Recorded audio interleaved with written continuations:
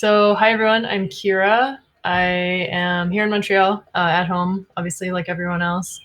And I work, I guess, as a software engineer. I do mostly web development, writing code for the internet, basically, writing software that runs on the internet. So, what we're going to do tonight is build our first little website.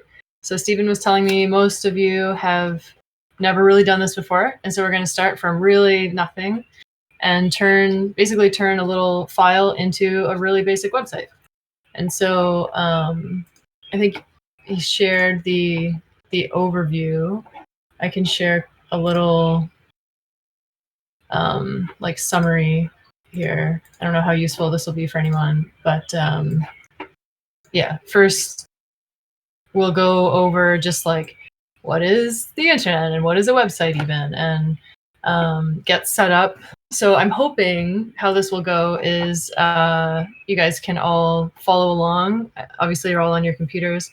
You shouldn't need any like special software. You shouldn't need to download or install anything. And so what I'm hoping is that as we go through the steps, you can do them with me. Basically, I'll do this for you. But you can, I don't know exactly how you'll get my attention. I'll pay attention to the workshop channel, but if there's any other way you want to I'll pay attention to this channel here. But if you have any questions, or if you want help if something's not working the same way on your computer or something like that, please don't hesitate to just like whatever the virtual equivalent of raise your hand is, or just say something, like unmute yourself and say something, because really the point of this is to like work together to build a little something and have actually something finished and working by the end of the night. So certainly don't feel like you're interrupting or anything like that. That's really the point. In real life, if I was doing something like this, it would be really all just hanging out like in a cafeteria, and I'd be walking around and we'd be doing stuff together. Obviously we're not allowed to do that anymore, but you get the idea. Okay, so just as a quick overview, I guess I'm just pulling up something that I don't know, hopefully will be useful. Basically, yeah, again, so if any of this is really like boring or obvious, I apologize. Hopefully it's new information to at least some of you. So basically all a website is, so tonight we're gonna build a static website, which just means it's a website that is the same.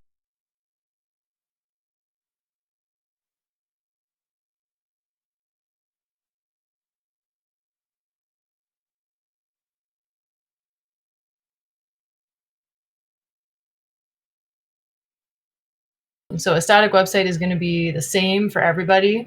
So no matter who you are, no matter who asks for your website, they're going to get the same version. And then if they come back again and ask for the same thing, they'll get the same version. And a dynamic website is a whole separate thing. It's basically like an app that it exists on the internet, and it's so if you think of like Amazon or Facebook, those are things that are different depending who asks for them. And they're probably different even if the same person asks for them multiple times. So that's the sort of like the key difference. And obviously one has a lot more stuff going on, like an Amazon or Facebook style website. A dynamic website has a lot more going on. And so tonight we're just going to build a really simple static site, and that's basically just a bunch of files that are on the internet. And so really you can think of a static website as like a way to just put content, like to expose some content on your computer to other people's computers, basically over the internet. So to get started, that's kind of all you need to know. I guess this little diagram here is really basic, talking about just like this language you might hear if you're learning about web development. You'll hear like clients and servers.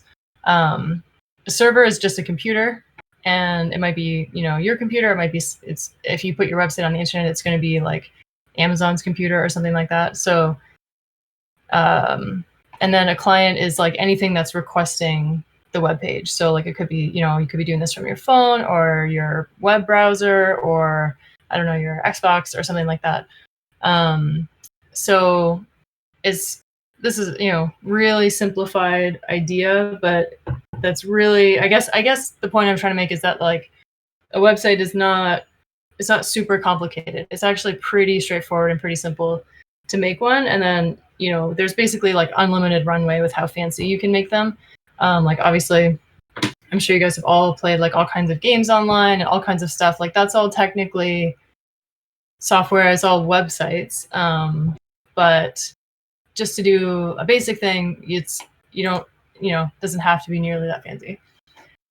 So to get started, what I want everyone to do is pick somewhere on your computer and make a new folder for our project right now. So I'll call mine like website. And open up a text editor. So if you are on a Mac, you probably have TextEdit. If you are on Windows, you probably have something like Notepad. If you are on Linux, there's probably, depends on which version you're using or which distribution, but pretty much every operating system should come with some sort of text editor that is just kind of built in. So no need to go download anything or install any fancy software. Just open up whatever the plain text editor is for your operating system. And I guess make sure it's not like Word or Pages. So we want something that's going to just show us like text as it is. So no formatting and no sizes or anything like that. And the reason is that those types of files get saved with like extra information on them that can cause a little bit of weirdness if you're trying to build a website with them. Okay, so move Discord so I can see the chat. Cool. This is a little bit, I can't tell if everyone's, is there like a way to give feedback? I don't know. Anyway, okay. So go ahead and make a new file. And save it in your new folder that you just made. I already forget where mine is. It was in code or something.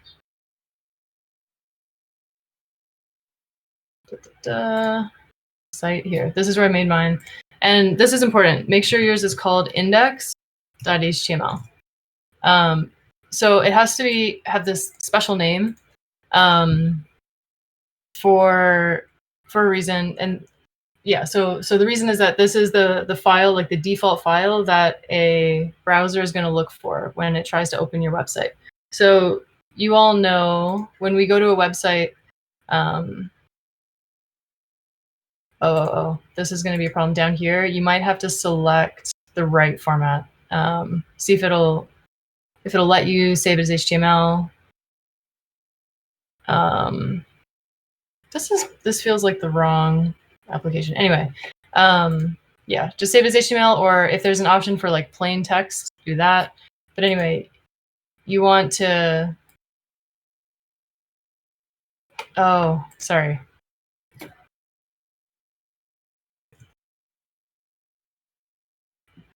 This is the wrong application. What's it called on Mac OS? There, okay.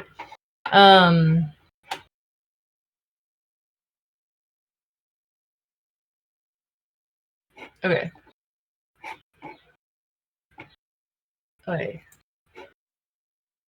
So yeah, so we've got our file. It's just not showing the file extension because of my operating system. But basically, I want everybody to have this, and then just open it up in a plain text browser. So yeah, you should have, I've got a bunch of these. I'm actually going to use Sublime because it's cooperating a little bit better. But hopefully it shouldn't cause any problems. Okay, so as I was saying, it's going to be important that this file is called index.html. Because like I was saying, a website is basically just some files on the internet. But when we browse to a website, like if we want to go to like mozilla.org /Firefox, we don't type in the whole thing. We don't type in like the whole name of the file, whatever .html. We just type in the name of really what is a directory. So if you think of URL as kind of analogous to like a file name or directory name, we typically just give the browser the name of a directory. And it knows, browsers know how to go find the right file, but basically sorry, I gotta close my window here. A browser is gonna look for a file called index.html. And that's why ours, our website has to have that name. Okay, so, yeah, look at this. This text edit put a bunch of stuff in here. Okay. How's everyone doing? Is there any way to get like feedback? Is everyone good? Everyone's got their first file open. I have no way to tell. Anyway, hopefully it's all good.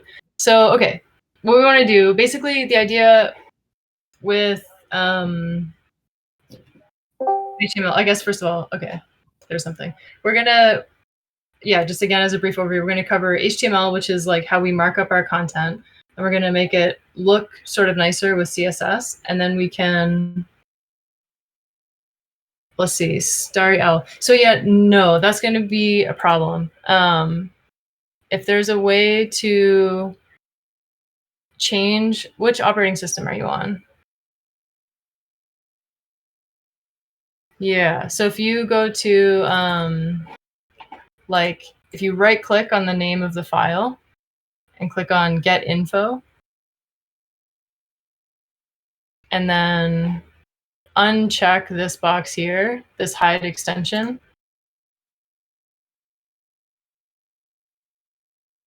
and then that way it should show the name of the extension there. And now try to rename it just index.html.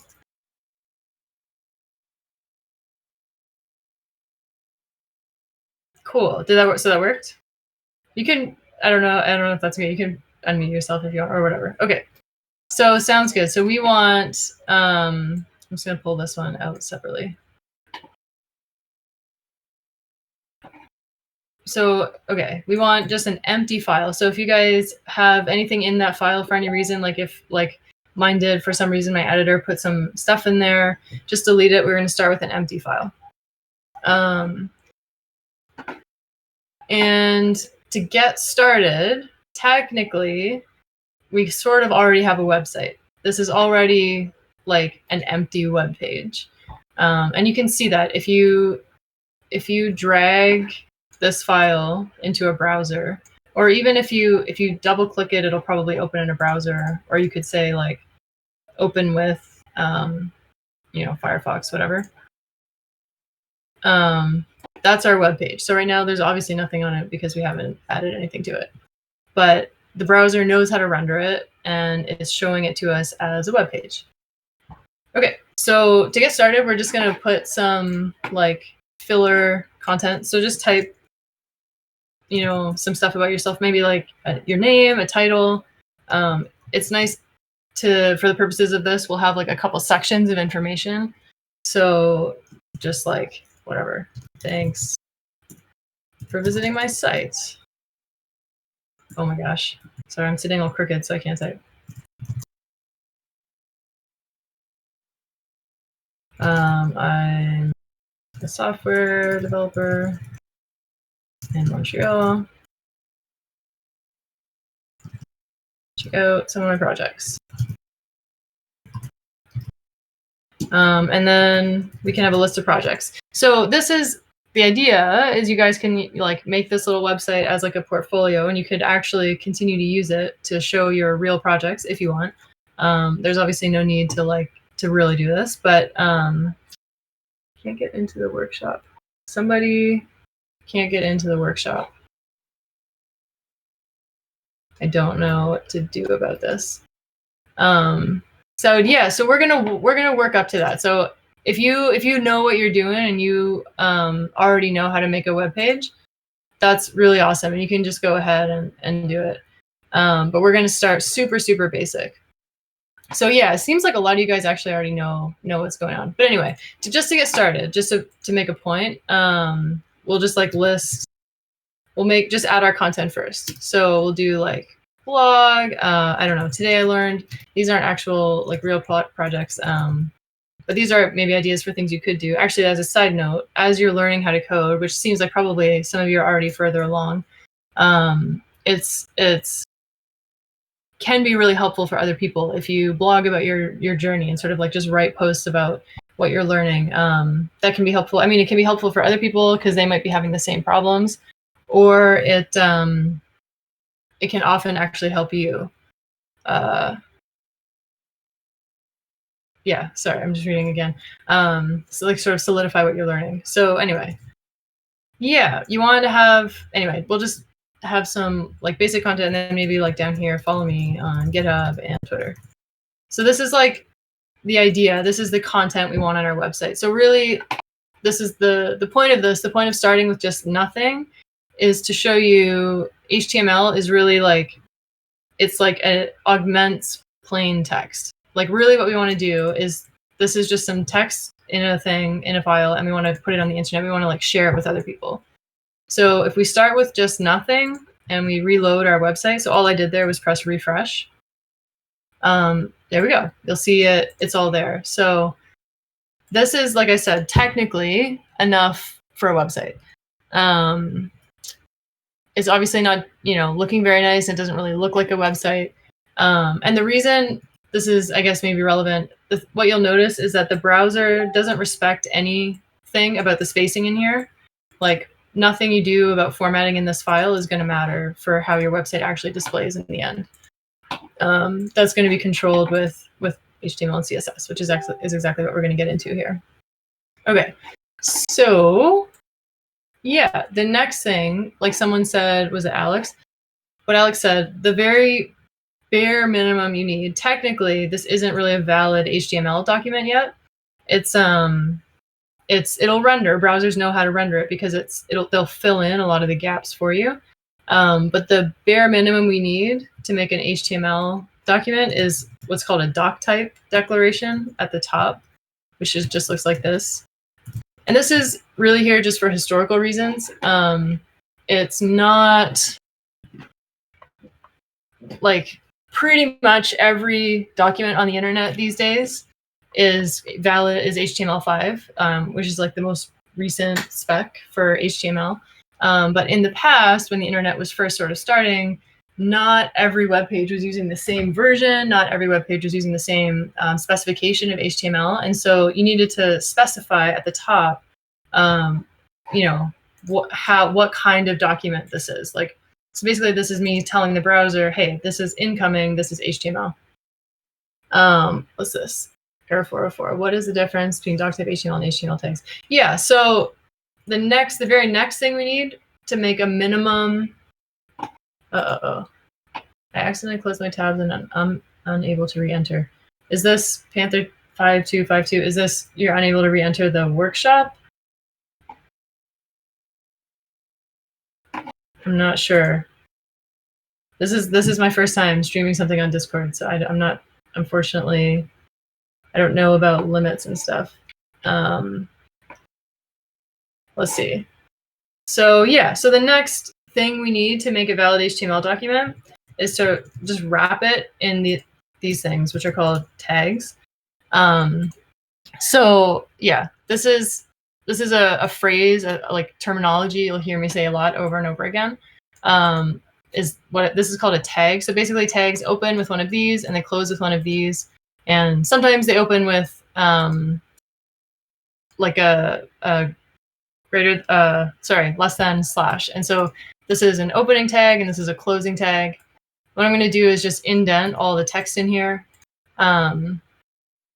just to sort of like keep it clean. So can I zoom in so I can see better? Sure. Sorry. Let's see. How's that? Is that? I never thought of that. Let me change. Well, this should be fine, I guess. So yeah, so now is that better, Higming? Okay, awesome. Thanks. Yeah, sorry, I have my resolution really, like, the text is very small on my computer because I normally use an external monitor. Okay, so if we look at so far, if we refresh our page, it looks pretty much the same. So that alone didn't actually like help us much. It didn't change anything except technically. Oh, someone can't see my screen. That's going to be very boring for you. I'm not sure. Is anyone else having problems? Is anyone seeing only me and not my screen? Ideally, if you can only see one, it'd be better to see the screen than me.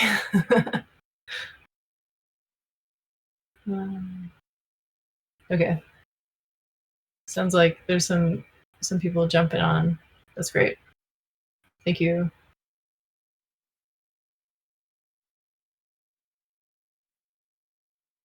Okie doke.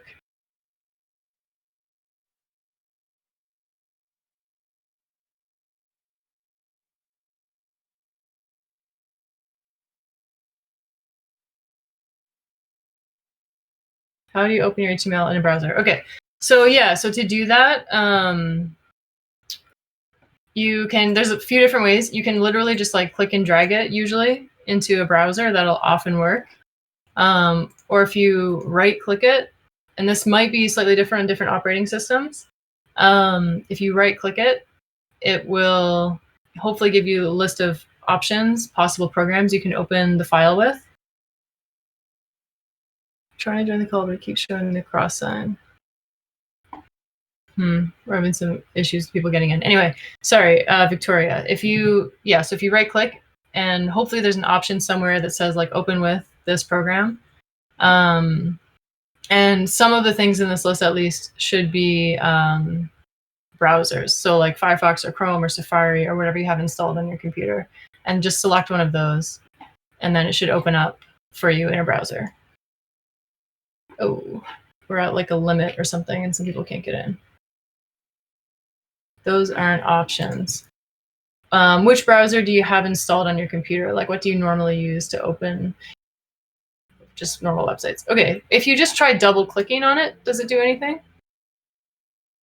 If you just double click on this file,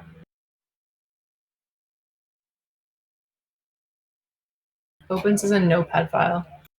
Okay, so try right clicking and go to open with and click other. Is other an option for you?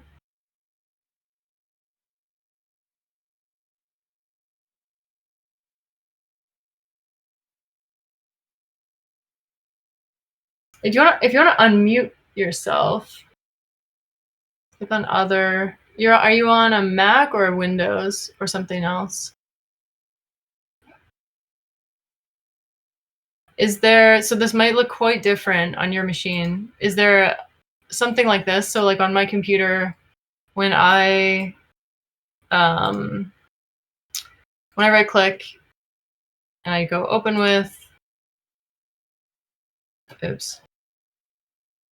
Oh, an admin. Okay. I don't think I'm an admin. So someone can maybe let more people in. If you right click and click open with and then look at other,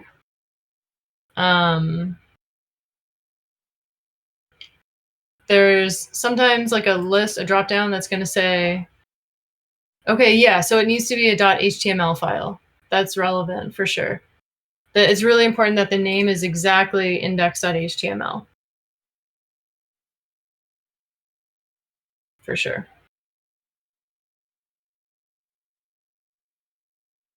Yeah, so rename the file and see.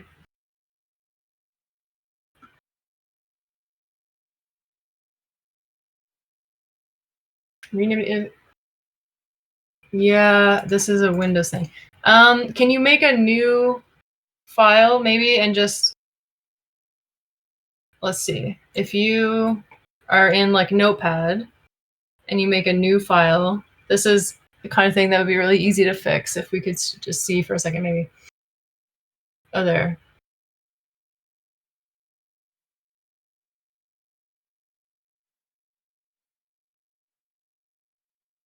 Yeah, because definitely don't want to leave anyone behind.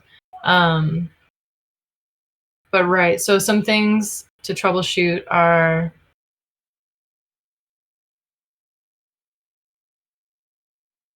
the name of the file and the list of possible applications that are allowed to open it. Yeah.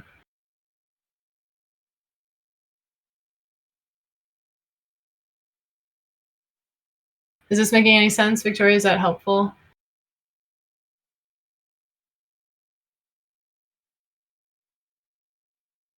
Okay, awesome. So you can open it in a browser and you can open it in a text file. That's awesome. Thanks, whoever that is. Great. Okay. So is everyone good too? Are we cool? And so hopefully everyone has something that looks sort of like this. So yeah, so like I was saying, this is basically telling the browser which HTML, like which language, or not, it's not, yeah, which language the incoming information is encoded in. So like, instead of saying this is, an XML document or a JSON thing, this is telling the browser this is HTML. So start, getting ready to render an HTML page. And then what we need to do is wrap all of our content in these HTML tags. And now we're specifying this is an HTML document. So this is so far kind of like the bare minimum. Not sure why tags are showing on my website themselves. Oh, it might be, so you're seeing like, if I put in here, like actual HTML. It's so what's happening is it's getting escaped. So probably the editor you're using is escaping the content. Which editor are you using, Starry Owl?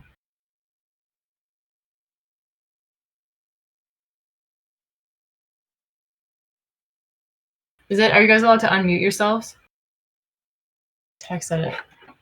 Okay, let me try to do the same thing.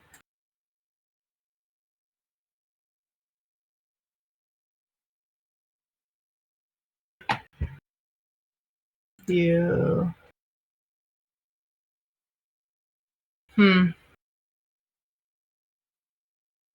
Okay, can you see, Starry Owl, do you see my screen? Can you click on Format in Text Edit and select this option, Make Plain Text?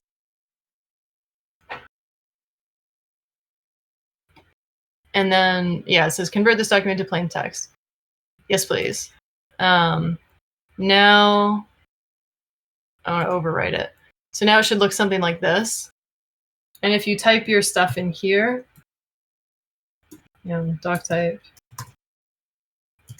HTML, and I put my HTML stuff here. And hopefully anyone else who's on a Mac, if you're using TextEdit,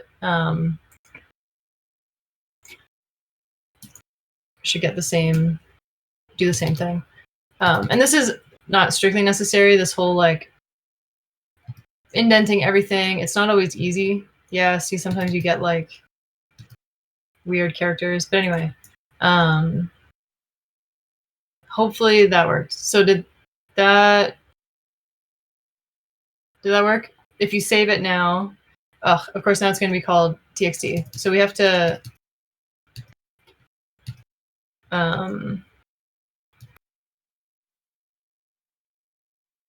to go in here and now rename it.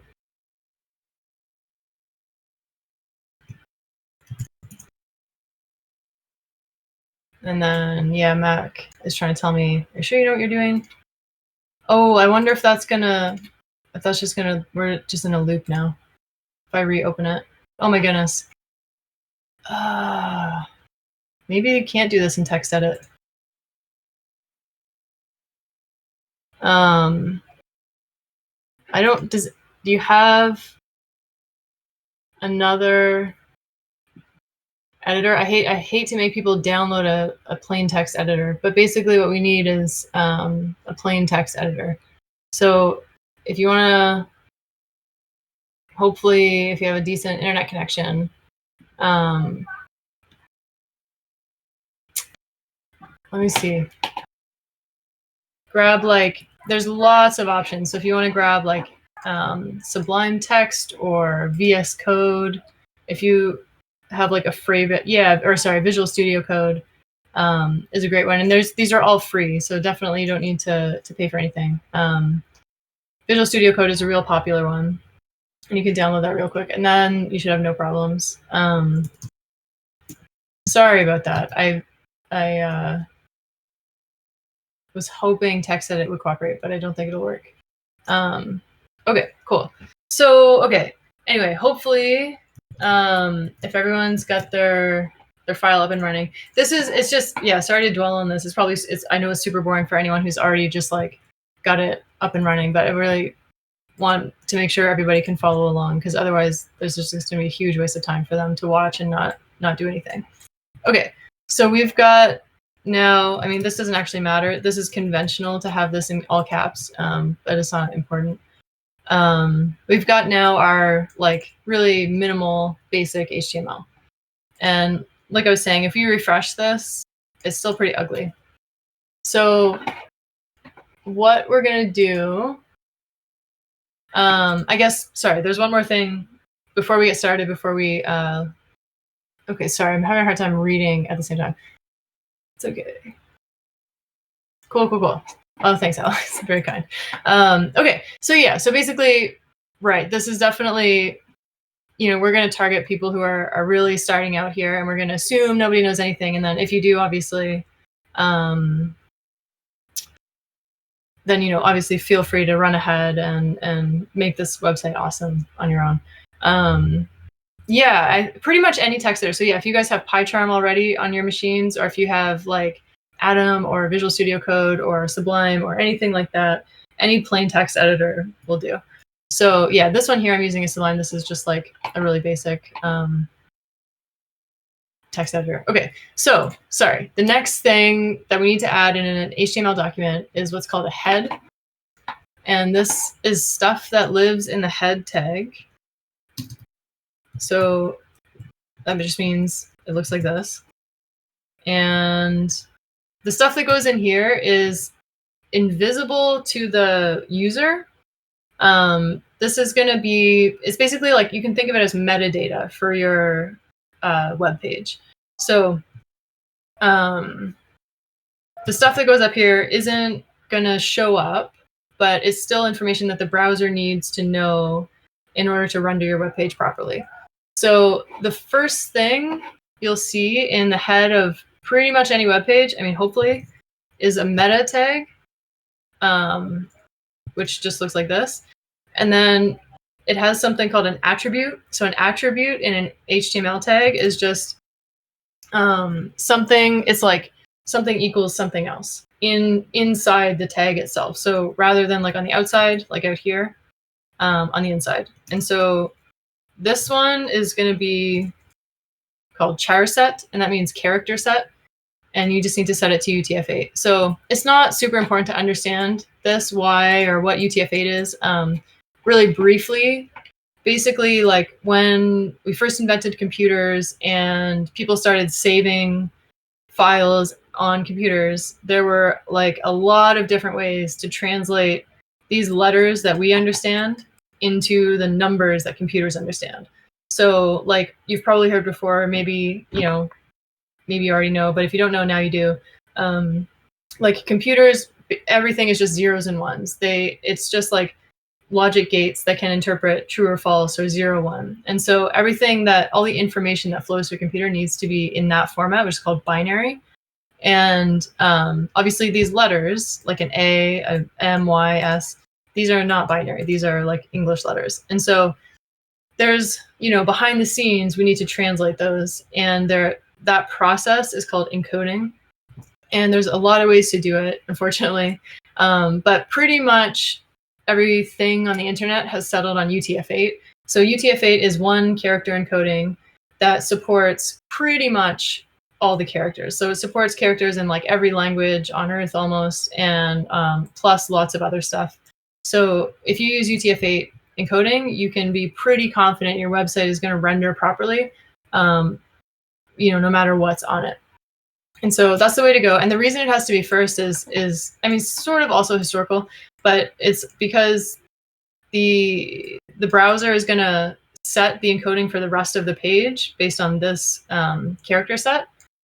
And the idea is that in most of the encodings, parsing this first, it's like a catch-22. Like, how can the browser parse this much of your text without knowing what encoding to use if you're not even telling it till here? And anyway, they get away with it because these characters are mostly the same in most encodings. Anyway, sorry, it's mostly irrelevant. Basically, you just need to know you need to have this. The second thing we're going to add is a title. So this goes inside the title tag, and you can call it whatever you want. I don't know. The name of my website will just be my name, I guess. And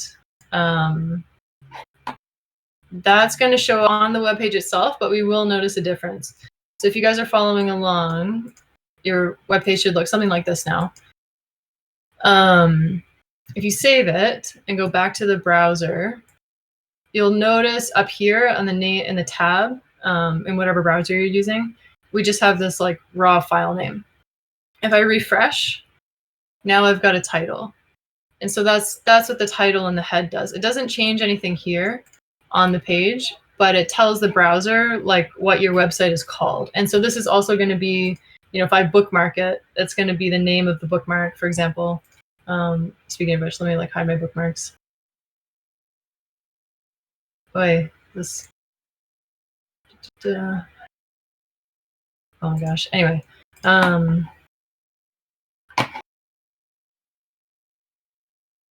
Okay, sorry.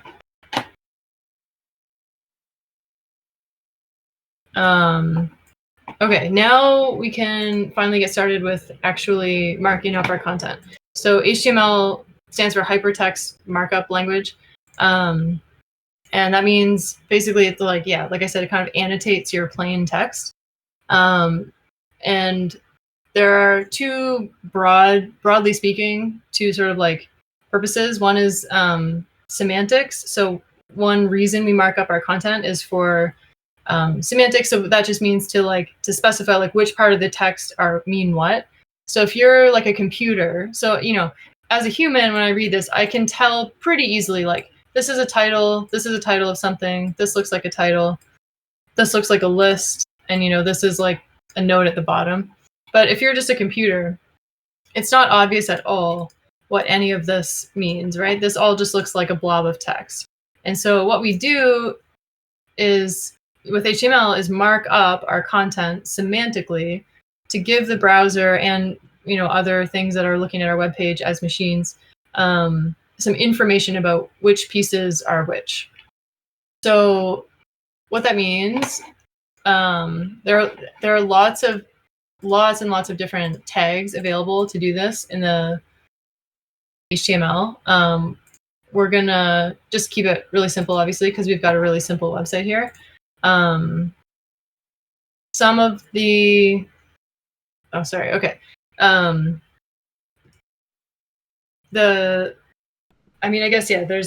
hard to know where to start, but anyway, these ones are called header tags. So Kira, sorry, like I said, we've got.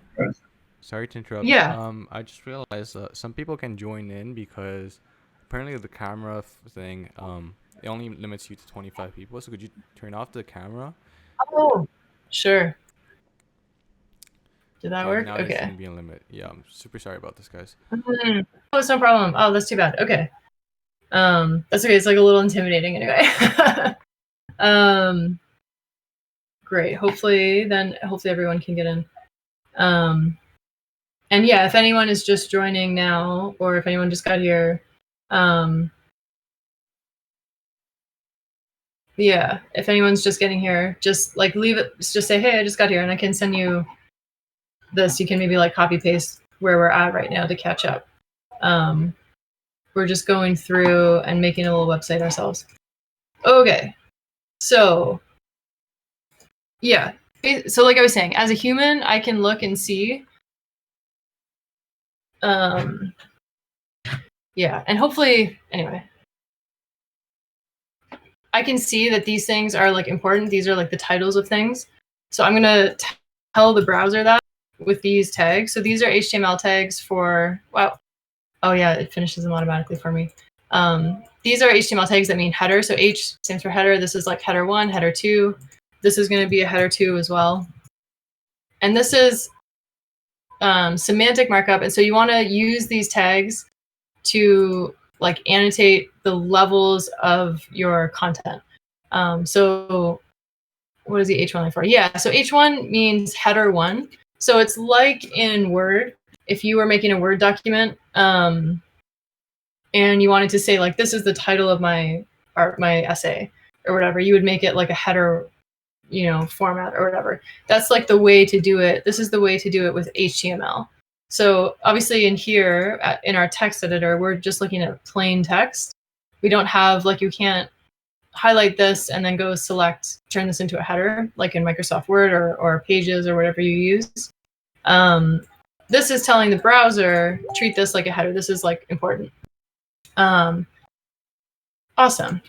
Okay, and then there's another tag called paragraph, and it looks like just a P. And that means this is kind of like the catch-all tag for loose content. Like if you have a block of text on your page, you're gonna wrap it in a paragraph tag. This down here is just like loose text. So I'm gonna do this. And if we just check in periodically, I'm gonna go back and refresh my page now. You can see it's already looking like quite a bit better. Oh, you're right. I totally forgot the body tag. Thanks, error. Well, I guess we can talk about structural markup a little bit more. But let's do all the semantic stuff first, and then we'll talk about the structural stuff. So yeah, if we, have a look at our markup, what's happening? Okay. Oh, I always when I'm programming, I hit save constantly, and then I sometimes do it while I'm in the browser, and it does that. Okay. This stuff here is a list. So in HTML, there are a couple different ways to mark up lists. It depends if they have an order or not. These ones are just like not particularly, like, there's no particular meaning to the order of these things in my list. So I'm going to use this tag, which is called UL, which stands for unordered list. The ordered list one looks like OL. And the difference is that the ordered list things get numbers and the unordered list ones don't. And so since we want these to just be like sort of, a bullet list and not like a numbered list, we'll go with this one. And this is the first time, I guess, worth pointing out, we're seeing like nesting HTML tags. And so this is obviously a thing, which, again, if you know HTML, this is going to be super obvious and boring. But if this is really the first time you've ever seen HTML, you'll see a lot of stuff like this. You see tags inside of tags inside of tags. And that's really how HTML works. It's like you build up like a sort of tree. You turn your plain text into like a tree of information. So now what I've done is I've said, this stuff here that I had is an unordered list, so like a bulleted list. And these are just like special magic things in HTML. UL, it's always going to be UL for unordered list. And LI means list item. It's always going to be LI for list item. And so what I've done now is made this little bulleted list. And if I save this and go refresh, now I've got my list. So yeah, we are making progress. This is a website, and anyone can do this, and you guys can go ahead, and if you like hate web development and you just want to do like machine learning or game projects or something, you can just use this to link to your projects as it is. Obviously, the purpose of this workshop is web development, so we're going to continue and add a little bit more stuff to this and go a little bit deeper, see what else HTML can do. And yeah, the next thing that we want to do with our content is describe its structure. So this is, I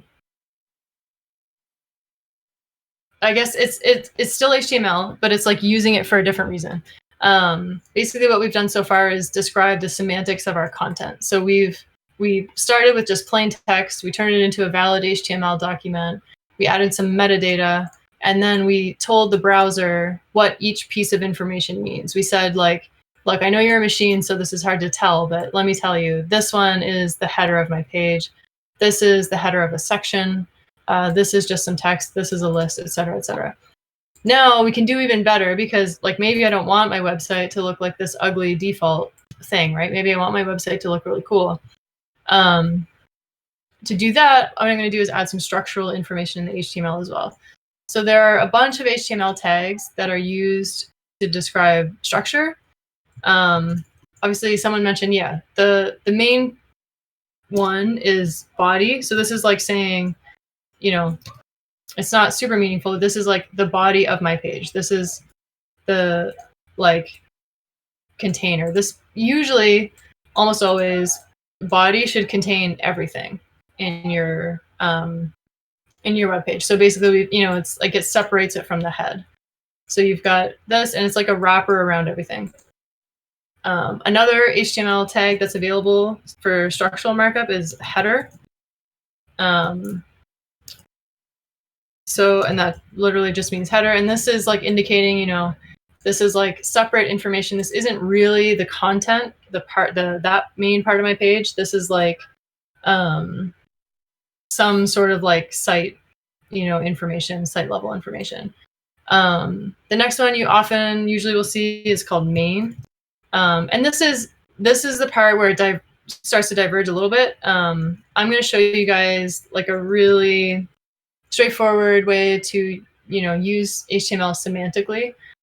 You don't always see these extra tags like header, main, whatever. Some people, there are some non-semantic tags in HTML that are available, which you may have seen, which is like our divs and spans. So a div just looks like this. It means, I guess I don't know exactly what it stands for, but it's like, think of it as like a divider or like a division.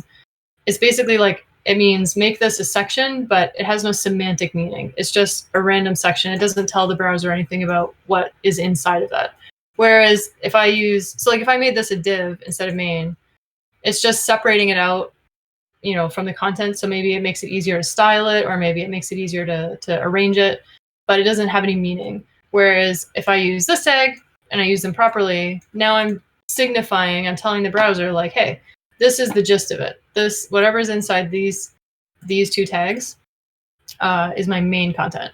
And then likewise, there's one called footer, which is what we're going to use for footer. And this is like for just information. I mean, I guess you guys probably all know what a footer is. You see it at the bottom of websites. It's usually like a list of links or maybe some info about the author or whatever. And there are a few extra ones that we could use. They're not really necessary. I'll share some links at the end with you guys for where you can find like really detailed lists of all this kind of stuff, all the things that are available. Section. Yeah, but section is another one that's used in sort of like people who write HTML in this style semantically. And this is like indicating to the browser, here's another section of content. And there are advantages to doing this, like semantic markup and being really precise. One is like search engines will have a really easier time indexing your content because they'll know what each part of it is. People who use assistive technologies like screen readers, so like people who are visually impaired or otherwise impaired, will use basically software that will like read through a website and say like, here's the title of this section and here's the title of this section. And that's really helpful for those people if your web content is structured nicely. There are also other tags like article or aside or whatever. And there's, lots and lots of ways that you can use those. I just put this on a new line. And I guess this is maybe worth pointing out. You'll notice, like, if I put new lines all over the place in here, and we go refresh, it doesn't matter. Like, this is all the content. So the browser really ignores white space in your file. The white space in your file doesn't matter. And so it's a good habit to get into right away, good practice to get into structuring your HTML files like this, where every sort of level is indented one more than the previous level. It just makes it easier to read than, like, if I had all of this like backed up like that, it's just a little bit weird. It's a little bit hard to parse for a human. So if you're like coming in, if I said to you, hey, Victoria, go add a new section to the website, it would just be a little bit worse. So yeah, this is, anyway, that's, obviously you can do whatever you want with your files, but I recommend picking up this habit just like right now from day one. Okay, so that's basically HTML. I guess maybe a couple other things to point out. You'll notice most of these, actually almost all of the ones that we did so far, all of the tags that we use have an opening tag and a closing tag. That's not the case always. Some HTML tags don't close. So like this meta one, for example, there are some tags, the general rule is that if there's anything inside of it, if there's anything inside a tag, then it needs to be closed. You can't just have like dangling text like this. That's going to be invalid HTML. And we'll talk about what that means in a second. But there are a few tags that you'll see that don't need to be closed. And if you're wondering, does this need like a slash whatever to close it or not, you can ask yourself, like, is there anything inside of it? Or is it more of like just a placeholder or like an indicator, a pointer to something else on the page? Yeah, that's pretty much the gist of it. So I guess before we move on, I guess first of all, what questions do you guys have about any of this so far, if any? We'll have a quick look. Anyway, if you have any, post any in the comments. I'll show you real quick a couple ways to debug this. So HTML is relatively straightforward, and I think pretty much everyone, once you mess around with it a little bit, you'll pretty much get the hang of it. But if ever you are looking at your website and it's not doing what you expect, it's not looking the way you think it should, there are a couple things you can do. The main thing and the easiest thing is to just check that your HTML is even valid. So there are a couple ways to do that. If you have like a programming text editor like Visual Studio Code or Atom, or I don't even know what else is popular right now. I think Visual Studio Code is, I think, the most popular editor for web development. Is it possible to develop a website using Python? So yeah, you can, and what you would use Python for in a website is the server. So it's that distinction I talked about at the beginning between static websites and dynamic websites. A static website is really just a bunch of files. And so those files need to be in HTML because that's the language the browser understands. But those files might be generated by like a Python program. And that's where all the other languages come in. So yeah, we write all of our pages like this. All this content you see on the internet is all HTML.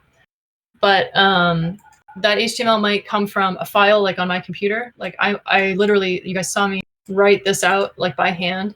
But not every website is like that. A lot of websites are sort of generated on the fly, so to speak. So like that means like when I call the URL, there's a computer somewhere in the cloud, like in California or whatever, that's running some Python code that says like, oh, Kira just asked for this page.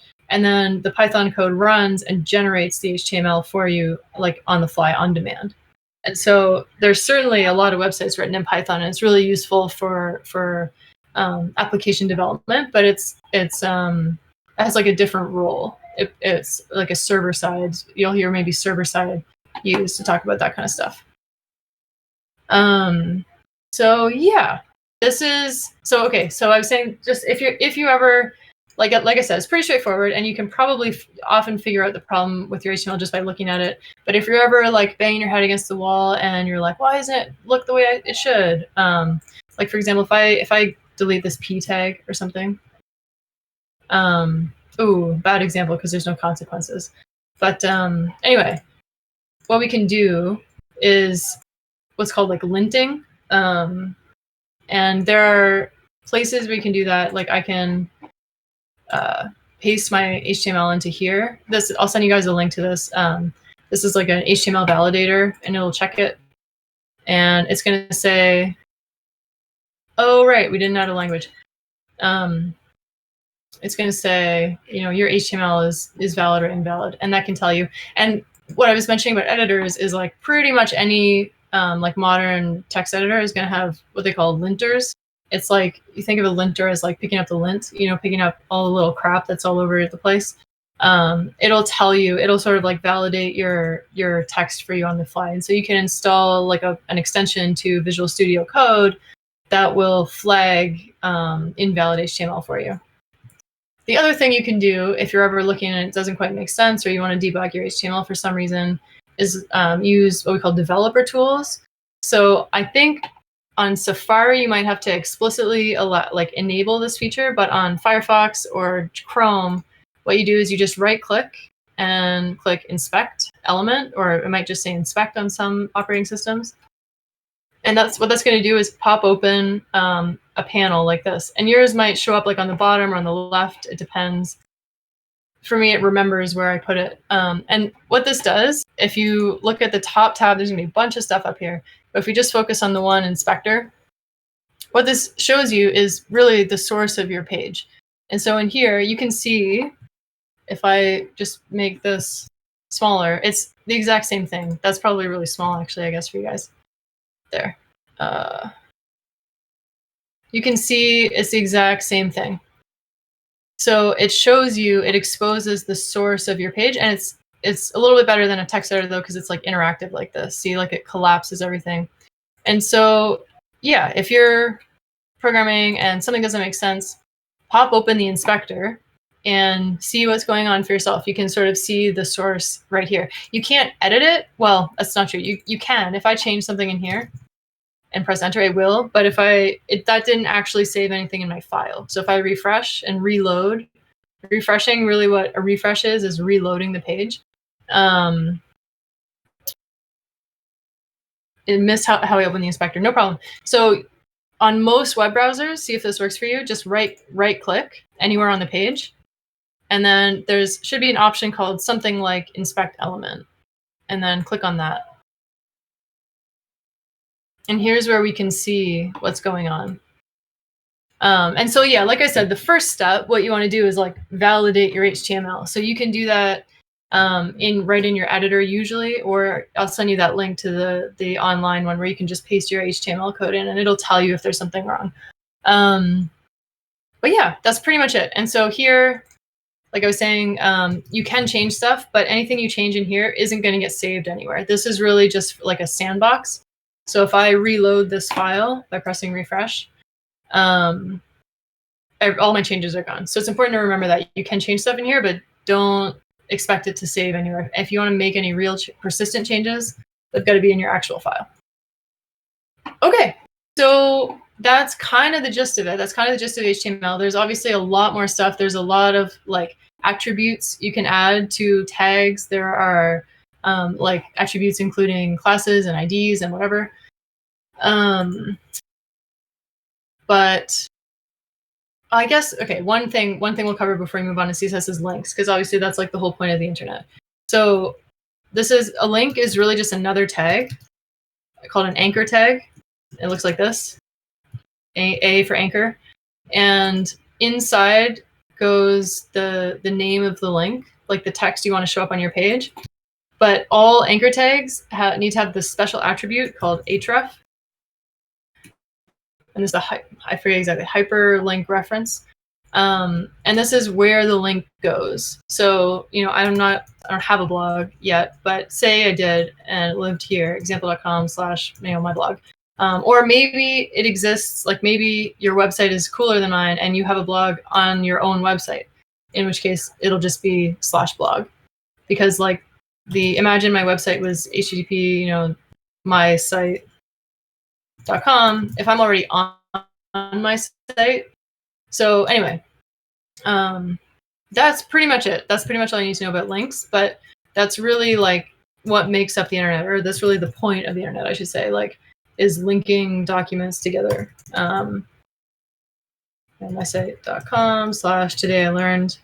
I think I mentioned at the beginning, that's a great practice to get into as you're learning too, is keep a little journal of like, just at the end of the day, write down like one thing you learned that day. And if you're feeling ambitious, you can make a little blog out of them and share. Whatever. Okie doke. TikTok is just an example. That's another thing. When I was first getting into programming, I made a lot of like little that can be fun. So, this one is wrong. We've got to close these links. Okay.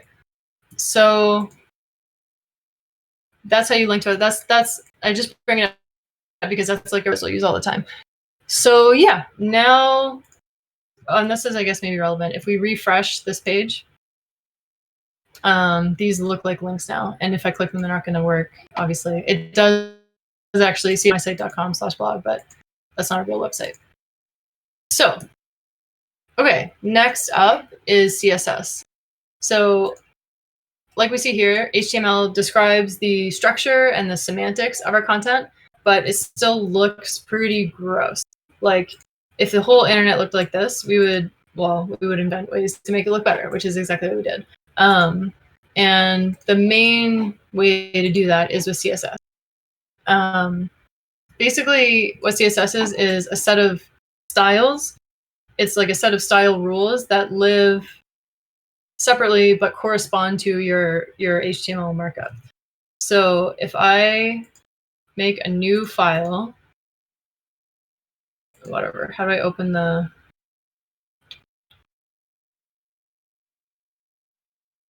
Okay, anyway, go to whatever editor you're using and get a new file.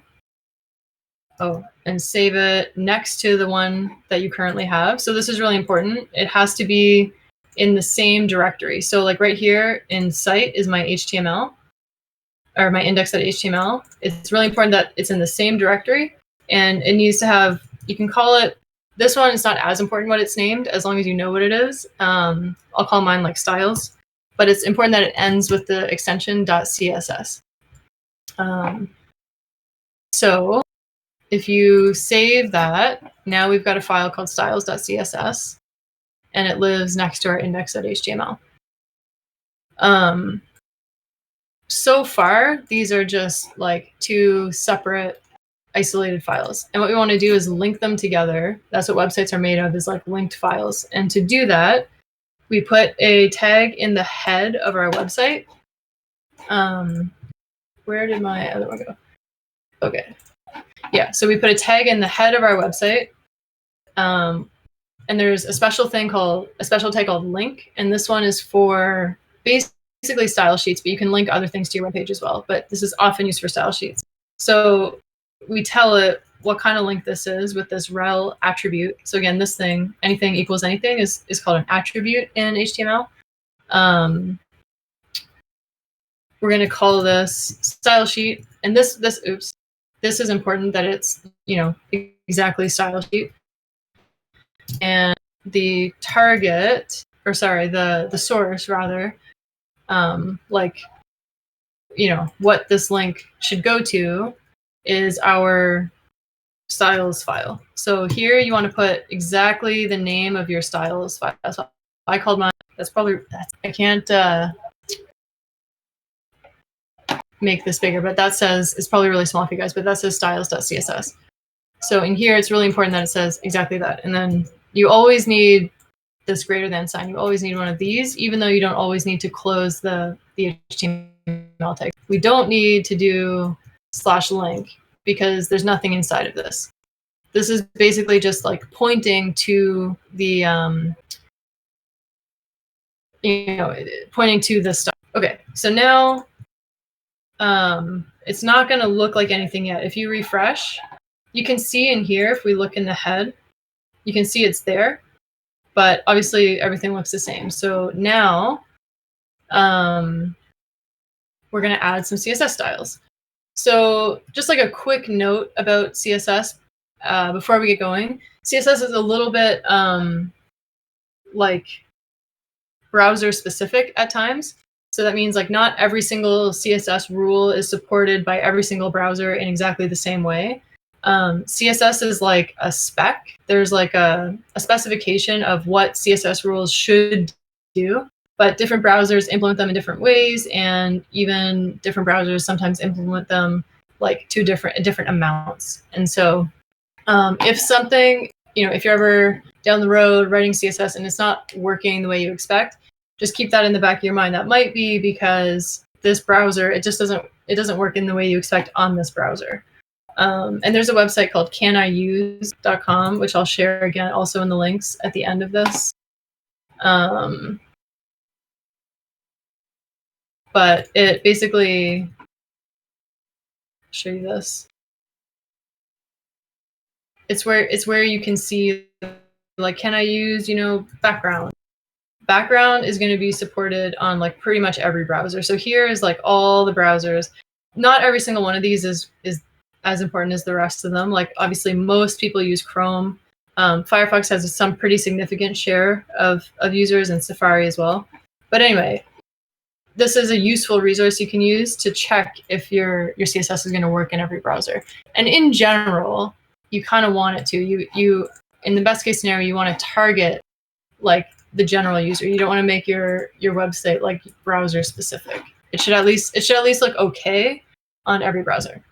Okay, so basically the idea with CSS, like I was saying, is that we target specific elements of our HTML with what are called selectors, or CSS selectors, and that's how we change the style of our HTML of our web page. So just to get started, we won't keep it this way, but I'll show you how it works. There are different, writing CSS selectors is like a whole topic on its own. So I'll share for how to do it, but the basic ones are really simple. We basically say like, the name of the element. So body. I want body, and this is the syntax. You type the name of the selector, which for us is just going to be the name of the HTML. And then open, and these, I don't know if you guys can see if that's really clear on my browser. These are curly braces. So there are 3 types of brackets on your computer. There's square ones, there are round ones like that, and there are curly ones like this. And it's really important that you use the right ones. I know this is it's really pedantic, but in programming, it's always going to be really important that you use the right kind of bracket.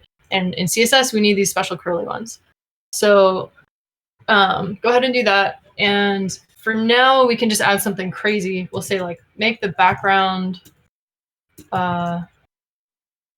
orange, just for fun, just to see if this is even working. And so you'll notice right away a little bit of stuff you can pick up. The syntax for CSS rules. So this line is called a rule in CSS. It's the name of the rule, colon, and then the value that you want it to have. And so we just ostensibly made our background orange. So if I refresh, there we go. It's crazy. So that's really hard on the eyes. I'm not going to keep it that way, but that's often what I do. Like if you're not even sure if your CSS is working or it's not even connected, just do something like crazy if it's working at all before you go down the road of wondering like what's wrong with your CSS. Make sure it's not some other problem, like your CSS file is imported the wrong way or something like that. This is what I mean by imported. Imported as in like linked to from your HTML. Okay, so anyway, I'm just gonna get rid of this one for now because there are selectors like this one, which are like the name of HTML elements. There's another selector, which is a special one, which we call the universal selector, and it looks like a star. And that basically means like everything. So literally everything on the page, give it this style. So I don't like this font. So I'm gonna say for everything on the page, give it a different font. And so the way to tell how to do that in CSS is called font family. And these are unfortunately just a little bit like special names. So usually if you ever want to figure out like how to change this with CSS, you can just Google like how to change the font with CSS. And the first answer will tell you, oh, use the font family rule. But other than that, they're not super discoverable. There are docs you can read, and I'll send some.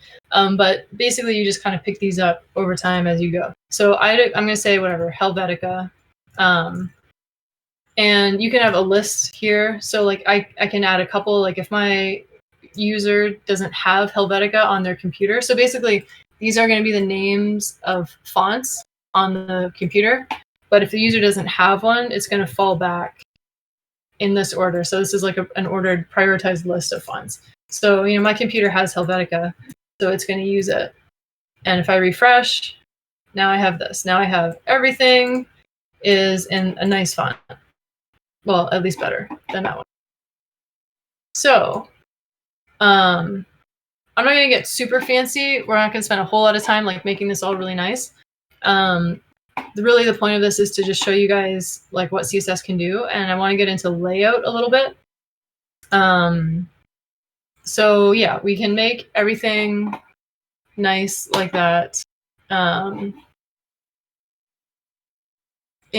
I guess just as a quick intro to like maybe slightly more advanced selectors, like I said, there's all kinds of ways to do it. And there's stuff that we didn't get into in HTML. Like I think I maybe mentioned quickly about classes and IDs, and you can select things based on classes or IDs as well in your CSS. But a lot of the time you can get away without it. So if I want to say, like, make the children of the UL or whatever, well, what can I say? If I want to make the footer text lighter than the rest of it, so say like here, I don't like how this is dark. It's too dark. I want to make it different. I can say make any P that is the child of a footer only. So the syntax for that is that's greater than. So this is saying don't just take all the P's, only get the ones that are children of footers, and make their text. And the way to the rule for that is color. And this you'll notice in CSS and in programming in general, everything uses American spelling, so no U. I want to make the color whatever, gray. And there are lots of different ways to specify colors in CSS, but there we go. Now I've got a gray footer. So you'll notice I just have been typing names of colors, and there are a lot of names of colors that work. But you can use like hexadecimal codes. So like DDD is like roughly equivalent, maybe. That's quite a bit lighter, I guess. You can use RGB values, which look like it's like this. And then in here goes like, this is the red, green, and blue. This should be like a grayish. Yeah, so anyway, there's lots and lots of different ways. So however you're used to working with colors, you can do that. And unless I'm getting fancy, I usually just like pick a couple and stick with them. Yeah, there are also what we call pseudo selectors in CSS. And so these are like things, what's the best way to describe it? Things that don't like strictly exist in the HTML, but are still like states you can target. So for example, let's say I don't want these links to be blue. I think that's ugly. I'm going to say make all my links A. Make their color, I don't know what's worse than blue. Okay, let's make them gray as well. And there we go. But when I hover over them, like say right now I'm thinking like, oh, but it kind of looks like they're, I don't know, like in the background or they're too subtle or something. So when you hover over it, make it like really noticeable that it's a link. You can do that with CSS, and the syntax, and this is again just like a magic thing you have to learn, is a colon. So thing colon and then another thing is usually called like a pseudo selector. And I mean, I guess sort of. Anyway, it's basically targeting like the state of a thing. So I can say on hover, make the color, now make it purple. And save it and go back. And now when I hover over, you'll see the links are turning purple. And so you can go a surprisingly long way with CSS as far as like making your site like interactive and look fancy and do things. There's obviously a lot more you can do if we get into like JavaScript, but just as a quick overview, keep in mind these few things. You'd be surprised what you can accomplish. Okay, another potential thing is like what I said, pseudo selector. This is more like a state. There are, what's a good one to do? There are pseudo selectors for HTML elements that we can target. So what I'm going to do is wrap this GitHub in what's called a span. So a span is a non-semantic element in HTML. So this doesn't have any semantic meaning. This is just going to read like a normal line in my browser. But what it allows me to do is target it more specifically with CSS. I'm just checking on the time. Okay, wow. We're gonna have to wrap up pretty soon. Oh my goodness. How is it so late? Anyway, this one I'm gonna say is GitHub. And now if I say span dot GitHub, dot is the syntax for CSS. And this is the pseudo selector part. If I do colon before, this is where I can target stuff. So in CSS, you can also add like a little content. So if I say, make the content, I don't know, I'm just gonna say capital G for now, but what you could do if you wanted is like put in a little icon for GitHub, for example. If I go refresh my page, now this G here, which you can see is actually coming from CSS, not HTML. So if I put a space to give it a space, that is done with a CSS pseudo selector.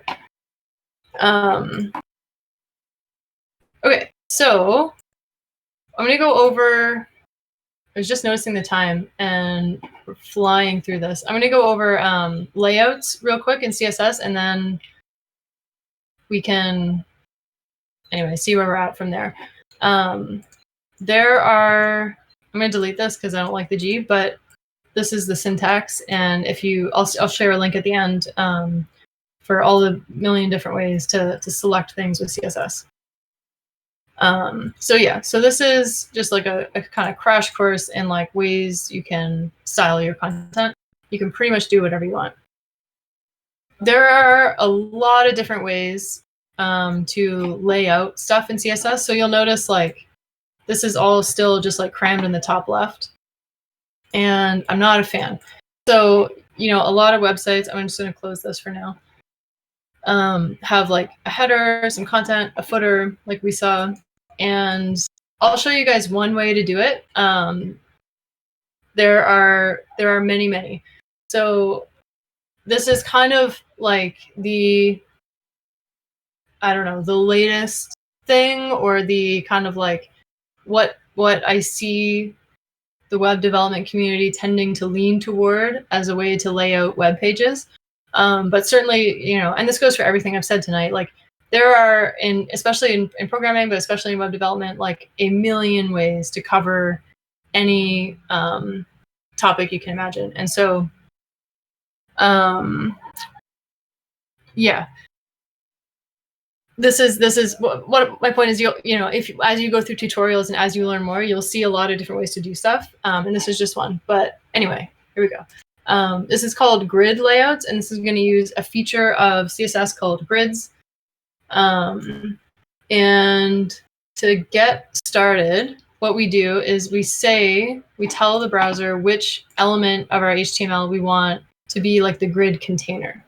So I'm going to say I want the body of my HTML, I want the body of my page to be a grid. Like I want, I don't know if that makes sense. Anyway, if you guys have any questions, please tell me, because this is where it gets a little bit, this is maybe the first step. It's not just going to be like super obvious and easy. So yeah, to do that, I just say display grid. And now I'm telling my browser, you know, you'll notice I'm going to refresh. Nothing is actually changed. Oh, I guess actually a little bit of spacing. But anyway, like this still is fundamentally the same. But now what I can do is I can say, I want the grid to have 3 columns. And I want it to look like, this is a sort of shorthand. I want it to have a width. I want the middle column to be 40 rems. And so this is in CSS, just a side note, you'll see this sizing unit. It means it's root element is what it's short for.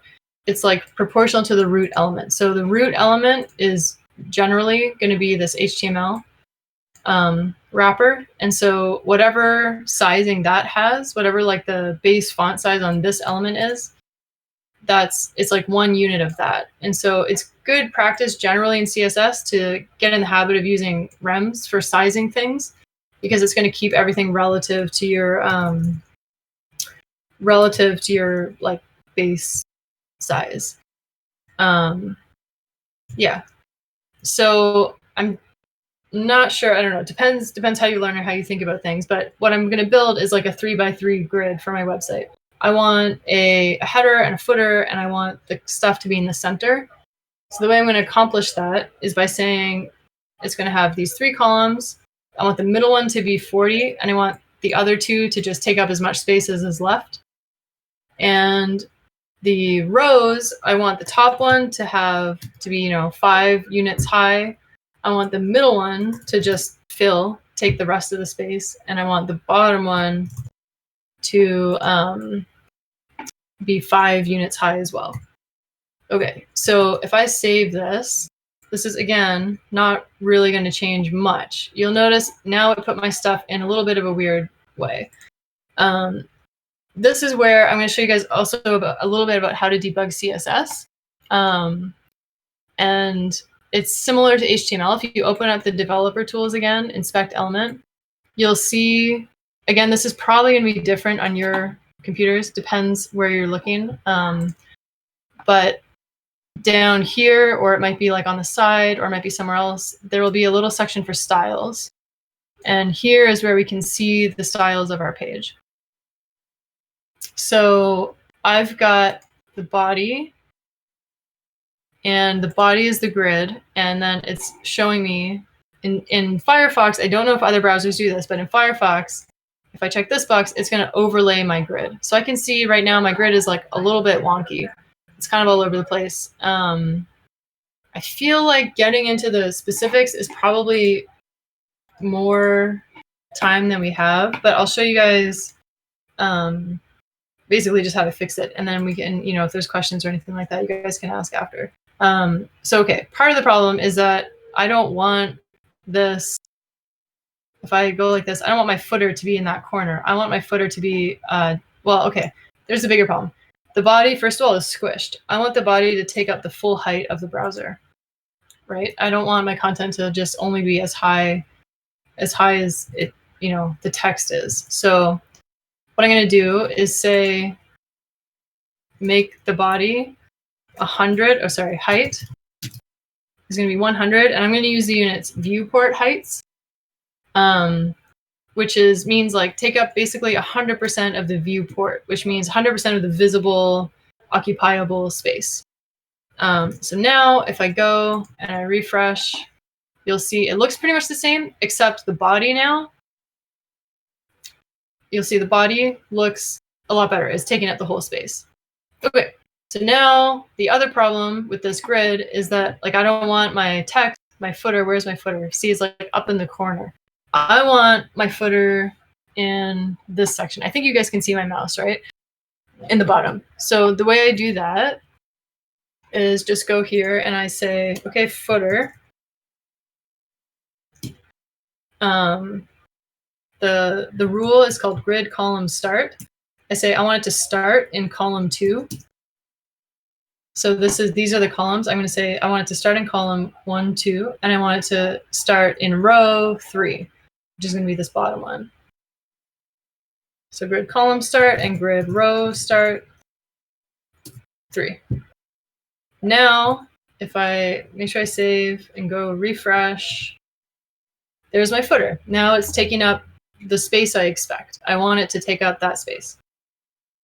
Okay, now the other problem is this content, and actually my header too. I want this content to live in the middle, this like middle area. And so you guys can probably get the gist of it. This is where this like semantic markup becomes really useful, because you can see like I grouped my content in a way that kind of like is going to make it really easy to lay out. So I can just target this main element and say like, okay, main, put all the main stuff in the middle. So that means starting in column 2 and also starting in row 2. And refresh, and now the content is in the right place. And the last thing I'm going to do is just move this header into column 2 as well. So I'll get my header, oops, and say grid column start 2. And then row, I could say grid row start 1, but it's going to be implicit, so it's not necessary if I don't want it to. Okie doke. Now you can see if I turn off this grid overlay thing, it's looking pretty okay. Like if I open this, now I've got these things on the side are taking up, exactly the rest of the space basically. And this one is taking up 40, the width is 40. There's one small problem, and I'll show you guys, this is a whole separate topic, but one thing to be aware of with your CSS is fixed widths. You want to be really careful, because if I start to make this really smaller, right, imagine I'm on like a phone, and I'm looking at this on my phone now, because I gave this middle section a fixed width, now I lost some content. It's that this website is broken now on mobile. So to fix that, the thing you want to do, there's a function called min-max, which is available in CSS. And this is a function. So CSS is basically like a list of rules for your layout, but there are a few things that are like more like programming, like functions. And min-max is one of them. And so basically these are like built-in things that allow you to specify a little bit more advanced type concepts. So like RGB was one. I showed you RGB real quick. RGB is also a function just like min-max. And basically min-max says, exactly what it sounds like. This is the minimum and this is the maximum. So it allows you to set a maximum width instead of a fixed width.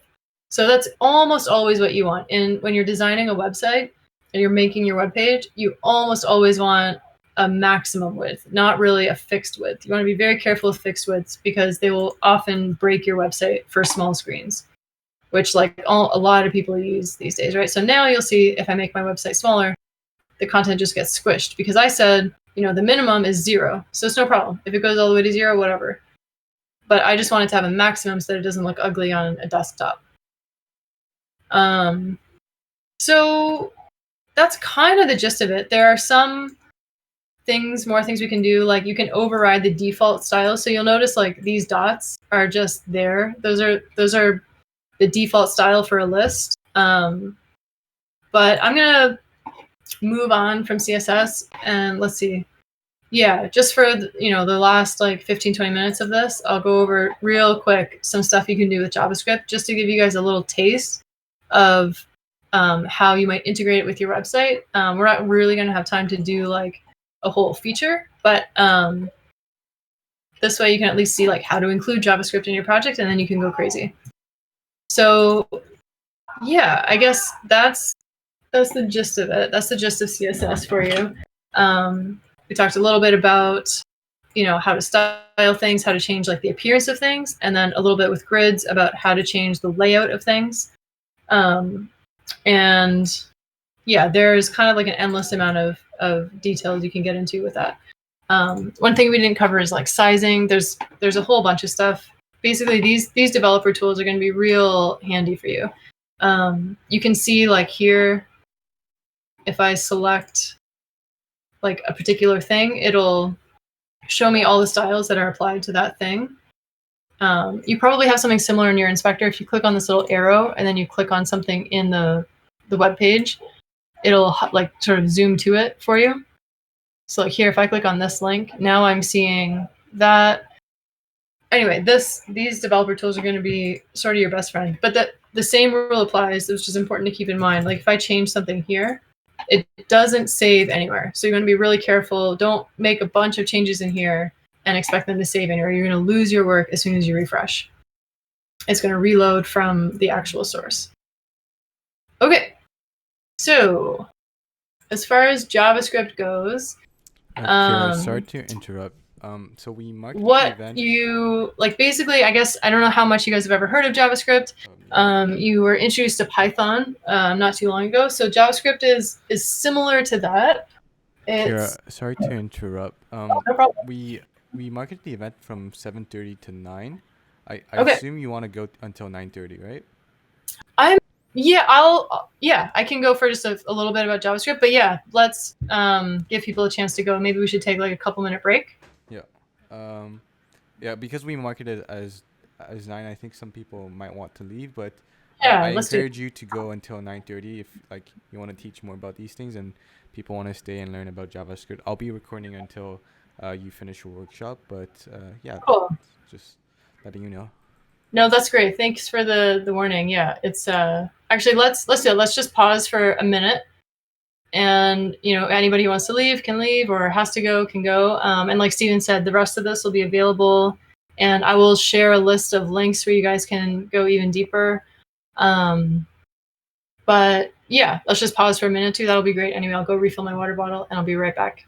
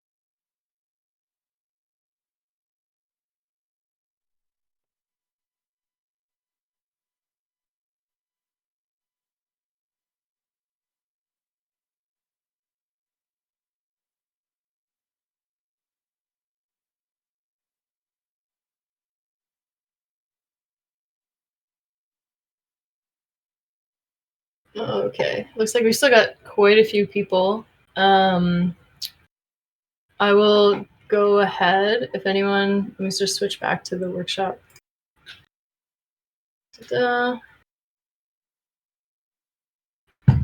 Selector is not working.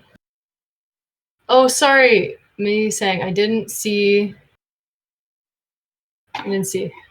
There's the markup, and oh, here's a CSS file. I deleted that one, but what you would do to select that class, the syntax for selecting a class is dot. And you actually don't even need this. You can just do .github. That's going to say, if I make the background like orange,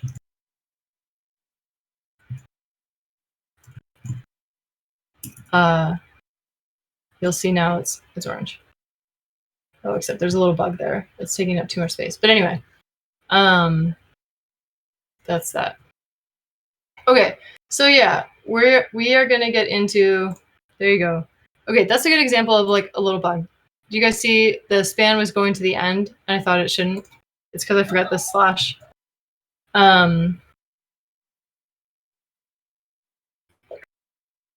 Okay, so yeah, so you know, this is a website. This is basically done. I'm just going to show you like how to include JavaScript on your page and give you like a quick, real quick idea of what it's capable of. But yeah, we won't really obviously have time to get into anything in real detail. But basically, JavaScript is like a complete programming language. So HTML and CSS are really useful for their like specific case. Like HTML is the thing to use to mark up text into a language browsers can understand, and CSS is like the way to mark up to add styles and layout to your HTML. But JavaScript is, you can kind of do like whatever you want with it. It's very powerful and it's very generic. So to add JavaScript, we're going to do the same thing. Make a new file and call it something, whatever you want. I'm going to call mine like script.js. And again, the extensions are important when you're in programming. Extensions usually tell you like what type of file this is, like how to open it, how to use it. So this extension .js tells the browser this is a script. This is a JavaScript file. So to include it in our page, like right now, if I look at my page, there's not going to be any JavaScript there. I mean, not that you could tell anyway, I guess. But anyway, to include it in our page, we need to do something similar to this, except it's not called link. There's a special one for JavaScript, and it's called the script tag. And it looks like this. And it's got similarly an attribute for the source. So this is, I'm not exactly sure why all these different ways of linking things together, but I guess the script tag has like extra attributes, like special things that it can do. So the source is going to be the name of the file. So this is like the important part. This has to exactly match whatever you called your file, script.js. And there's a special word called defer, which you should add to the, it's like a special, this is called a Boolean attribute. It's an attribute that doesn't have any value. And so anytime you see that in HTML, if you see like just a word, like you might see disabled, not on an H2, but you might see disabled somewhere, or you might see invalid. That just means if it's there, the value is true. And if it's not there, the implicit value is false. So yeah, if you have a script tag, you want to add this keyword defer. And basically what that says is it tells the browser to keep downloading HTML instead of stopping. So normally when you include a JavaScript like this, what it does is like basically it just pastes the JavaScript right there into your web page. And then if your browser is parsing, is like, imagine yourself reading down a page. If you're a computer, if you're a browser, and you get to some HTML or some JavaScript, it's going to want to execute it. And that's going to be a problem because it's going to stop downloading the rest of your page. In the past, what you see a lot of is just like putting script tags at the bottom of the page, which solves that problem. It lets the browser download the whole page before loading the script. But the sort of like modern way to deal with that is to put this defer, which basically, yeah, it tells the browser like, there's a JavaScript coming, but don't execute it yet. Wait for the whole DOM. Sorry, I haven't used that term yet, but wait for the whole page to be loaded before you get into trying to run my script. Okay. Anyway, that's important because what we're going to do a lot of in JavaScript is try to like manipulate our HTML. And if the HTML doesn't exist yet, if it hasn't been downloaded and rendered onto the page, then we're going to get some problems. So anyway, that's kind of the gist of it. That's how you include JavaScript in your HTML. We'll do like a quick little example of something you can do. I'm going to add, just for fun, like here, an input. So input is an HTML tag that has some attributes. I can give it a type. I'm just going to make this a text input and give it a placeholder, which is text that's going to appear in the input before I type anything. So I'm picturing like maybe say you want to add like a filter functionality to your website someday. I can call this like search. It's not actually going to search. We're not actually going to implement search right now. It's like a little bit of a bigger deal. But this is what, just for example. What we can do with JavaScript is get a hold of elements on the page and like react to changes in them. So if we refresh our page real quick, oops, we can see here's our little search box. When I type in it, right now, nothing happens. What we can do with JavaScript is get a hold of that. So this is probably going to be a lot of new syntax and a lot of new syntax all at once. But basically, I'll explain it as we go, and hopefully it'll make more sense as you learn more and more JavaScript. Basically, const is just a special word in JavaScript that means, make a new variable, a new constant. So probably when you were learning Python the other day, you saw, we learned what a variable is. A variable is just like a name for some stuff. So I'm going to say, the stuff that I'm about to tell you, call it input. What I want input to be is I want to get a hold of this element on the HTML page. So this is the power of JavaScript. I can say, the syntax for this is called document get element by ID. And in order for this to work, obviously, I have to give the input an ID. So I'm going to say, make this ID search box. And now, if I know this input has an ID of search box, and I go to JavaScript, and I say get element by ID search box, this is going to be invisible. But for now, I guess what we can do is we can log it. So I don't know if you saw this in Python, but basically console.log is going to let us print stuff to the browser console just to see if this is even working. So just to prove that this JavaScript like exists, I'll log it and show you what that means. If we refresh here and I go to this tab in the developer tools called console, I'm going to see here's my input. That's the thing. Whatever. There we go. So this is the search box, and then in Firefox it has this one, this like little button that zips you to the inspector. But anyway, so that's just to show you this is running, and now I can do stuff with this input. So there are lots of things you can do in JavaScript. One of the most common ones is to sort of react to things the user does. So imagine if I'm making like a website and I want to like, I don't know, highlight whatever the user is typing or something. What we do is say add event listener. This is confusing. Ignore this. Add event listener means like start paying attention to these events. So basically an event in JavaScript is like a response. Well, it's hard to describe generically. It's basically like a thing that happens. It could be the tab closes. It could be a picture loads. It could be the page finishes loading, or it could be the user does something, like the user clicks something or the user types something. All these things are available as events for developers to pay attention to. So what we're going to listen to is the event called input. And that's just, again, these are like magic names that you learn from reading documentation. This one is the one that happens whenever a user types a letter. And the second argument, so if this is your very first time seeing a programming language, the idea with JavaScript is this is a function, this is a method that we call on any DOM element, and the first argument is the name of the event we want to pay attention to, and the second argument is going to be a function to do something with that event.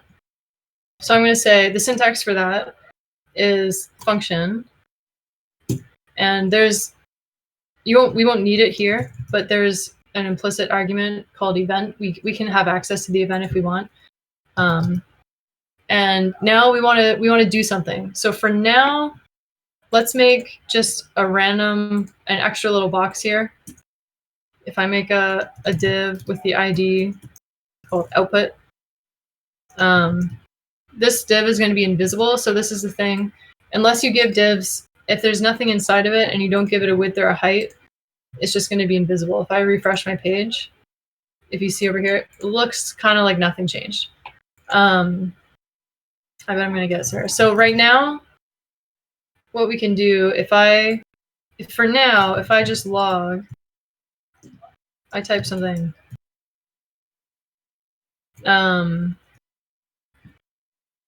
Oops.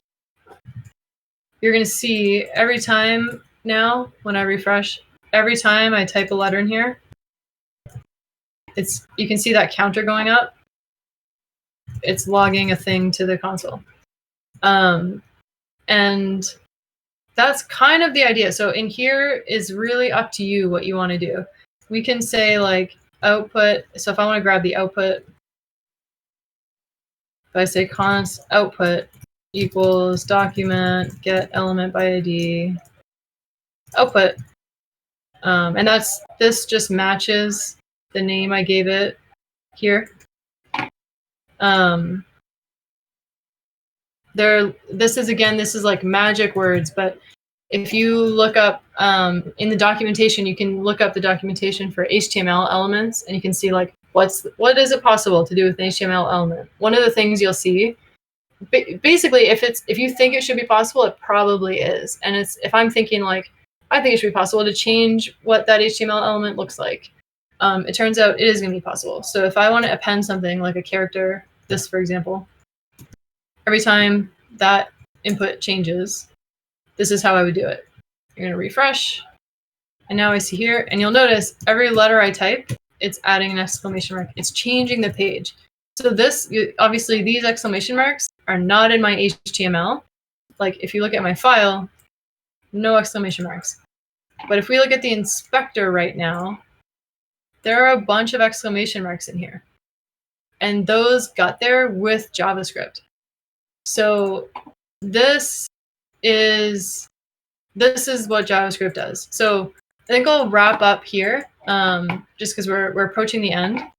But basically, to debug JavaScript, what you do is you can log stuff, like I said. So if I wanted to, it's kind of a whole big topic, but the simplest thing you can do is just log stuff in the console, and you can see your stuff showing up here.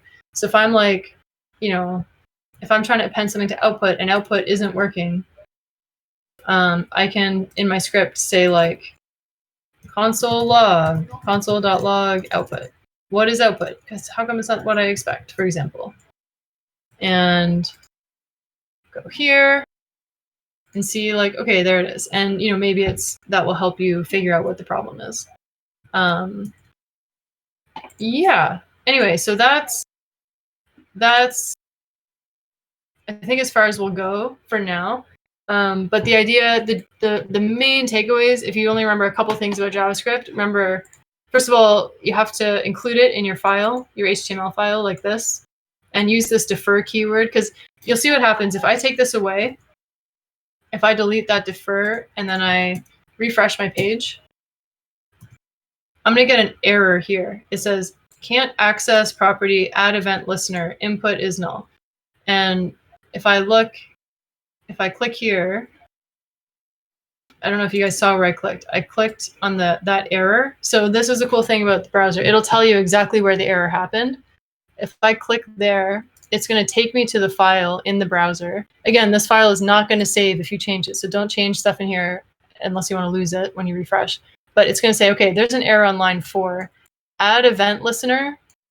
What exactly did it say? Is, yeah, cannot access property event listener. Input is null.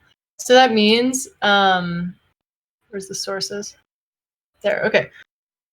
Input, by the time the script gets to here, input isn't defined yet. And that's happening because I said document get element by ID search box. But remember I said, the browser, the first thing it does when it encounters a script is try to execute it. Well, look, if I'm the browser and if I'm rendering these lines one at a time, when I get to here, it's actually right. Input doesn't exist yet. Input only comes later. So that's why I need this keyword, this defer keyword, to tell the browser, like, hold on a second. Like, don't try to run this JavaScript yet. It's not ready. It's telling the browser, I want the script to exist on my page, but wait until the HTML exists before you try running it. So that's how you include JavaScript. And then, yeah, the other stuff, the main takeaway is like what's possible with JavaScript. One of the main things you'll probably do if you get into web development is like add listeners to things so that you can change them when the user does stuff. So like when the user clicks on this, do this. When the user types in there, do that. That's basically what websites are made of, right? Like if you think of like Facebook, when I click on whatever, or I don't even know if you guys use Facebook, whatever website you use, when I click on this box, open up a pop-up that lets me type in this, or like when I click on that button in Instagram, let me upload a file. All that's going on behind the scenes is like this. It's saying like, my button, add event listener, click, and then do this function. And this function can be really whatever you want. JavaScript is like a full, complete programming language that can do pretty much anything. So that's kind of it. I can stick around for like a couple minutes if anyone has questions or wants some clarification. This is probably overwhelming, but let me just dump a big list of links.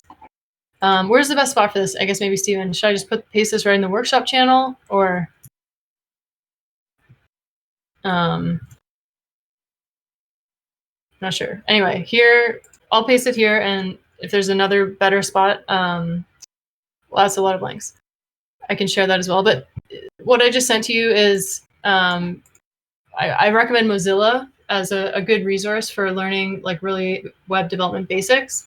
You can check out their HTML and CSS and JavaScript courses, and those are the first links in each of those sections. I added a couple extra specific links for CSS stuff, for attribute selectors and pseudo classes and pseudo selectors, because there's some pretty cool, advanced stuff you can do with CSS if you want to get into it.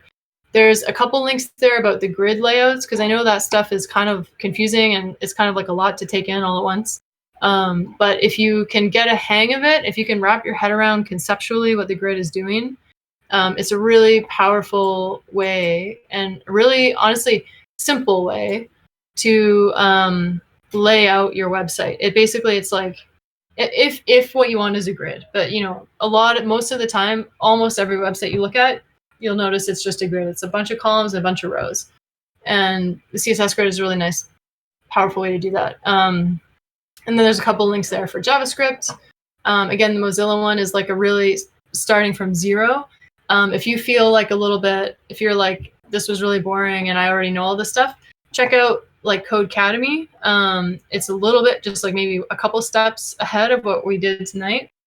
And if you're like even further along and you pretty much, have a grip on this and you know enough to know that you like web development and you want to continue with web development, I posted a link to a few courses there online that are all free. So Free Code Camp is a great resource. And there's also something called the Odin Project, which is another basically like free online course. So this is like this, you do them on your own pace at your own time. They're totally free. You can sign up and follow their curriculum, and it's like a structured curriculum with projects and stuff that'll help you learn. starting from where we did tonight, but way more. So, Eloquent JavaScript. I highly recommend that book. It's a really advanced, but it does start from the basics. But if you like JavaScript and you like web development, I definitely recommend Eloquent JavaScript.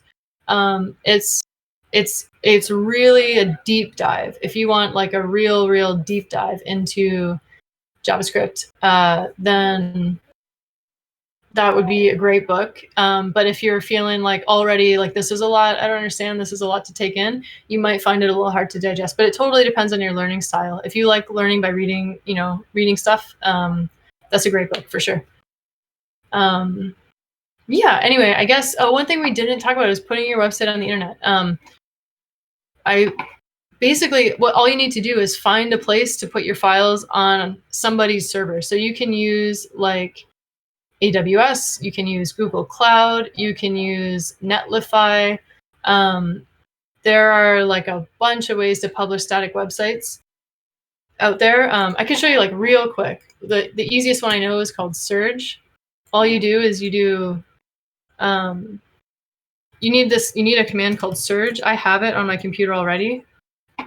But if you didn't, I don't know if anyone has heard of NPM, but anyway, if I don't worry too much about what this is, but basically, if you look at my site from tonight, this is the website we just built right now, index, script, and styles. If I do Surge, if I just type that word in here and press enter and saying like, yeah, I want this directory and here, now my little website is on the internet. So this is the website we just built. See like the purple links and this. So if you have like a really simple website that's just files, and this is why it's important that our file was called HTML, index.html, right? Because if I type in the full name, it's going to find it. And you'll notice, like I said, website is just files on the internet. If I type in styles.css, there's my CSS file. If I type in what do we call it? Script.js. There's my JavaScript file. So a website is really just files on the internet. And then if I don't type in the name of any file, I'm going to see the browser is going to render index.html by default. So multiple can have the same file names. No, you can only have one. Oh, I see what you're saying. So yeah, if I don't type in the name of a file, that's why it's important to call it index. The browser is going to render the file that's called index.html. Multiple people could have the same file names. Multiple people can have, everybody can have an index.html, but not at the same URL. So that's a topic we didn't really talk about, was like how your browser knows where this file lives. Like basically my file is called premiumbat.surge.sh/script.js. Nobody else in the universe can own that address. This is my address for my file, and it's made up of all these parts. So yeah, you can have a file called script.js, but it's going to live at a different URL. It's going to have a different domain. So anyway, that's a whole separate topic, and definitely would be cool to talk about sometime. But people know our file name, can they access our file? Only if it's like on the internet, which means like if it's on a computer somewhere that's connected to the internet. It needs to have a URL, a universal, what's that called? Universal resource locator, I think is what that stands for. So basically a URL is like a domain name, which I just got this one for free because it's a weird one from Surge. Surge, by the way, is just like Surge Deploy. It's just a little service. There's a lot of them like this on the internet. This is static web publishing for front-end developers. It's like you saw, it's super simple. You just type one command and then your website is on the internet. And there's obviously a little bit more to do if you want like a nicer URL, whatever. But yeah, that's it. So I'll conclude there. I'll stop the stream, I guess. But yeah, you can still hear me, right? So if you have any questions, I can, I'll poke in and out of this Discord periodically, I guess, or if there's like anything specific, maybe let me, Stephen can share my email or something like that. I'm hoping to, everything's a little bit hectic right now. I'm in the middle of moving, but once things settle down a bit, I'm going to try to write up the, like what we went over and, make it into an easy to follow along thing. In the meantime, if you have like any little questions or something's not working the way you expect, ping me. If I can't help, I can at least maybe point you in the right direction, get some resource that could help.